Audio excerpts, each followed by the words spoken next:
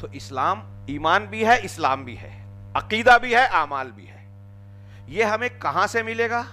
انہوں نے پہلا مقدمہ، یہ جو میں نے آپ کے سامنے ایک کتابچہ لیا ہے، شیخ دکتور عبداللہ الشریکہ کا ہے، جس کو 2-3 بڑے بڑے عقیدے کے علماء نے اس کی تصدیق کی ہے اور اس کی تعریف کی ہے۔ اس کا نام ہی ہے مقدمات فی العقیدہ، عقیدے کے سلسلے میں چند مقدمات۔ یہ مقدمات کچھ اصول ہیں، ضابطے ہیں، کچھ ایسی بنیادی باتیں ہیں جس کو اختیار کیے بغیر ہم اور آپ اہل سنت والجماعت کا صحیح عقیدہ، صراط مستقیم والا عقیدہ، نبی کریم صلی اللہ علیہ وسلم اور صحابہ کرام کے صحیح سچے عقیدے کو نہیں جان سکتے جو صراط مستقیم ہے، اور صحیح منہج کو نہیں جان سکتے۔ ان مقدمات کو اختیار کرنے کی صورت میں اگر کوئی بندہ، کوئی نوجوان آج ان مقدمات اور اصولوں کو سمجھ لے، اور یہ جو مقدمات ہیں قرآن و حدیث کی روشنی میں ہیں، صحابہ، تابعین، محدثین کے یہاں متفق علیہ، اہل سنت والجماعت کے علماء کے یہاں اصولی باتیں، ان مقدمات کو اگر آج کوئی نوجوان، کوئی آدمی، کوئی خاتون سیکھ لے تو دنیا کا کوئی باطل یا گمراہی کی فکر اور غلط عقیدہ اس کو گمراہ نہیں کر سکتا۔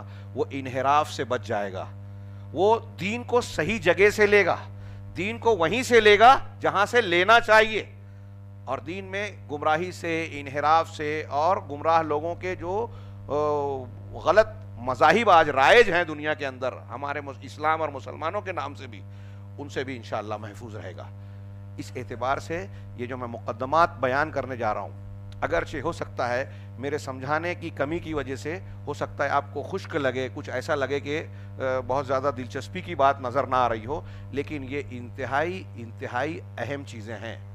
یہ ذہن و دماغ میں کھول لیجئے ان چیزوں کو، چاہے اس میں سے کچھ باتیں ایسی ہیں جو آپ کو بظاہر لگے کہ یہ ہم جانتے ہیں، لیکن ان اصولوں کو اگر کوئی شخص، کوئی طبقہ، کوئی فرقہ، کوئی گروہ ملحوظ نہیں رکھتا یا اس سے ہٹ کر کوئی اصول اختیار کرتا ہے تو وہ یقینی طور سے گمراہی کا شکار ہوتا ہے۔ پہلا مقدمہ انہوں نے اصولوں سے پہلے ایک یہ بیان کیا مقدمۃ الاولیٰ کے تحت اس کتاب میں، کہ اللہ عز و جل کا یہ جو دین ہے جو ہم سیکھنا ہمارے لیے ضروری ہے، طلب العلم فریضۃ علی کل مسلم، جس کے بارے میں ابھی ہم نے آیت سنی کہ اللہ کے نزدیک پسندیدہ دین اسلام ہے۔ اللہ تعالیٰ نے فرمایا کہ وَمَن يَبْتَغِ غَيْرَ الْإِسْلَامِ دِينًا فَلَن يُقْبَلَ مِنْهُ، اسلام کے علاوہ جو دین کے طور پر کوئی مذہب اختیار کرے گا وہ اللہ کے ہاں ہرگز قبول نہیں کیا جائے گا۔ تو اب ہمیں دین قبول کرنا ہے تو دین ہمیں کہاں سے ملے گا؟ تو پہلا مقدمہ انہوں نے کہا کہ دین اللہ عز و جل یؤخذ من الوحی، اللہ عز و جل کا دین وحی سے حاصل ہوتا ہے، وحی سے لیا جاتا ہے۔ اور وحی کیا ہے؟ یہ وہ وحی ہے جو اللہ تبارک و تعالیٰ نے اپنے سچے انبیاء اور رسولوں پر، پیغمبروں کی طرف جو ہے بھیجی، اور حضرت آدم اور نوح علیہ السلام سے لے کر یہ سلسلہ جاری رہا پیغمبروں پر، یہاں تک کہ اس کا اختتام جناب محمد رسول اللہ صلی اللہ علیہ وسلم کی ذات پر ہوا۔ یعنی دین اور شریعت کے احکامات کی وحی کا یہ سلسلہ محمد صلی اللہ علیہ وسلم پر ختم ہو گیا۔ اب اگر کوئی شخص یہ کہتا ہے، کوئی مرزا غلام احمد قادیانی ہو یا کوئی اور شخص کہ میری طرف وحی ہوتی ہے، تو وہ گمراہ ہے، کافر ہے۔ قرآن کی واضح دلیل ہے کہ آپ کے بعد کوئی نبی نہیں، اور شریعت میں اب کوئی تبدیلی نہیں ہوئی، قیامت تک کے لیے آپ کا دین قائم ہے۔ کوئی یہ کہتا ہے کہ میرے کو خواب دکھا، کشف ہوا، تو اس کے خواب اور کشف کی بنیاد پر دین میں کوئی اضافہ، کوئی کمی نہیں ہوگی، کسی کی رائے اور ذوق کی بنیاد پر، کسی کے خواب اور کشف کی بنیاد پر دین میں تبدیلی نہیں ہوگی۔ یہ اصولی چیز دماغ میں رکھیے۔ تو اللہ کے نبی صلی اللہ علیہ وسلم پر یہ وحی کا اختتام ہوا۔ اب یہ وحی جو ہے یہ دو چیزوں پر مشتمل ہوتی ہے، جو قرآن آیا ہمارے پاس اور نبی کریم صلی اللہ علیہ وسلم کی حدیثیں بھی وحی کا حصہ ہے، وحی غیر مطلوب۔ اس میں دو طریقے کی باتیں ہوتی ہیں۔ ایک تو اس میں خبر ہوتی ہے۔ خبر کیا ہوتی ہے؟ اللہ کے بارے میں خبر ہوتی ہے، مخلوق کے بارے میں خبر ہوتی ہے، جنت ہے، جہنم ہے، اللہ تعالیٰ کے یہ نام ہیں، اللہ تعالیٰ کی ذات کی یہ صفات ہیں، یہ خبر ہے۔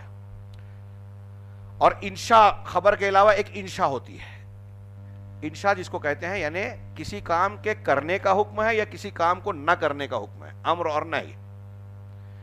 نماز پڑھو یہ حکم ہے، ہاں، زکوٰۃ دو یہ کرنے کا حکم ہے، زنا مت کرو، والدین کی نافرمانی مت کرو، شرک مت کرو، چوری مت کرو، جھوٹ مت بولو، یہ حکم ہے کہ یہ کام نہ کرو، یہ انشاء بولا جاتا ہے اس کو۔ تو اللہ تبارک و تعالیٰ کی جتنی بھی وحی ہے جو اللہ نے آسمان سے اتاری، یہ دو چیزیں ہیں، یا تو اس میں خبر ہے ہاں یا انشاء ہے۔ اب خبر جو ہے اللہ تبارک و تعالیٰ نے جو خبریں دی ہیں اس کے متعلق ہمارا اور آپ کا فرض یہ ہے کہ ہم ان خبروں کو سچا مانیں، پکا ایمان رکھیں۔ ایمان رکھیں کہ یہ اللہ نے بتایا کہ جنت جہنم ہے، ہم مانتے ہیں۔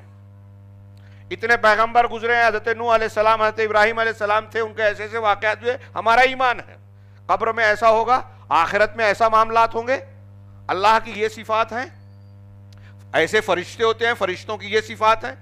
کچھ فرشتوں کا نام بتائے کہ وہ کچھ جبرائیل ہے، وہ یہ کام کرتے ہیں، میکائیل ہے، منکر نکیر ہیں، ملک الموت ہے، فلاں فلاں فرشتے ہیں۔ یہ غیب کی باتیں ہم نہیں جانتے، ہمارے پاس جاننے کا کوئی ذریعہ بھی نہیں ہے۔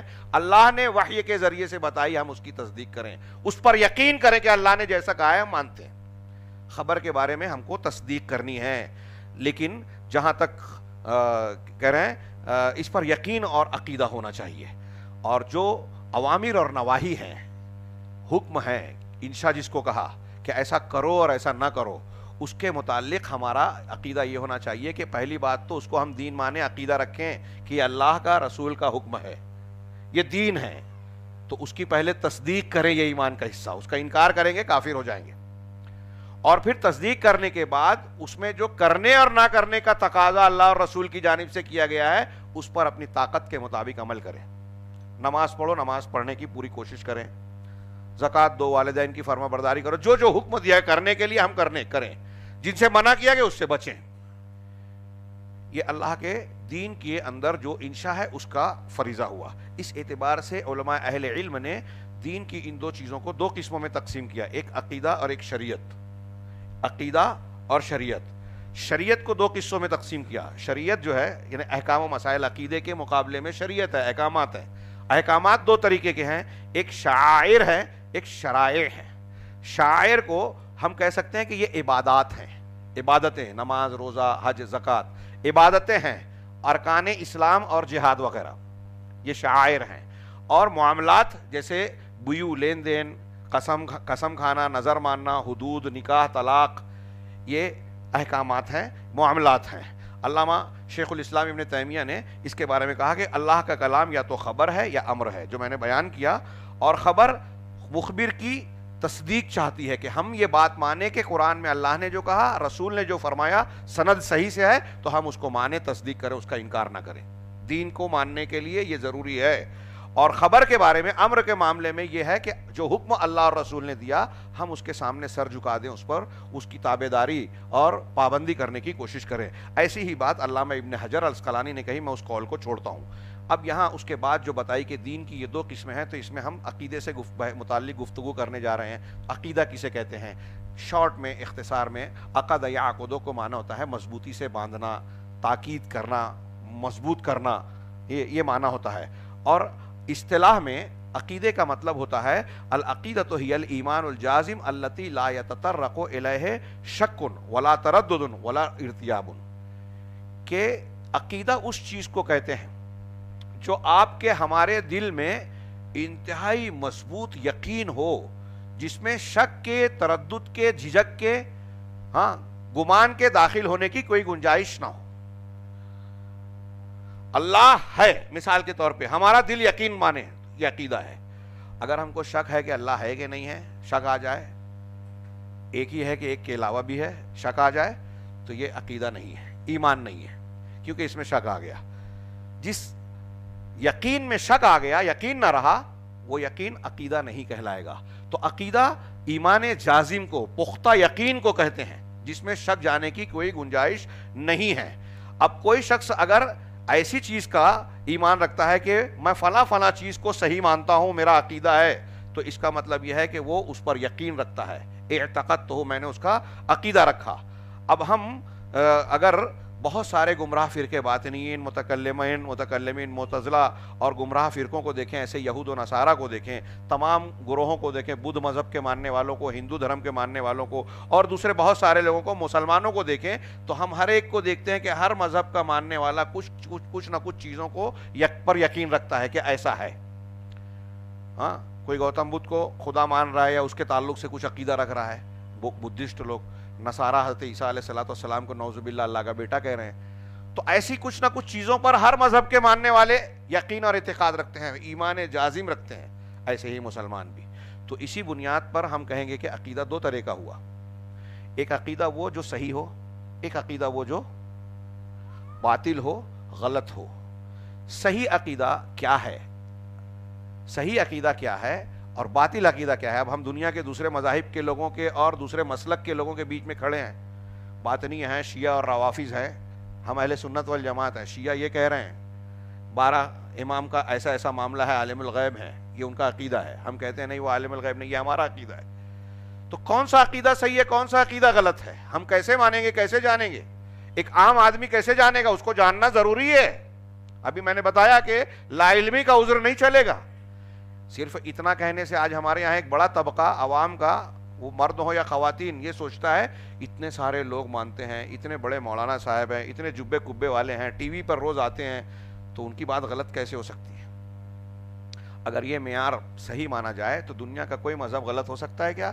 ہر دھرم اور مذہب کے ماننے والوں کے لوگ ٹی وی پہ آتے ہیں، بڑی بڑی شخصیات ہیں، بڑے بڑے لوگ ہیں جن کو وہ ہوا میں اڑاتے ہیں، پانی پہ چلاتے ہیں۔ تو شخصیات کے نام سے، ان کے نام اور شہرت سے کسی کی بات ثابت یا رد نہیں ہوتی، اس کے اصول و ضوابط ہوتے ہیں۔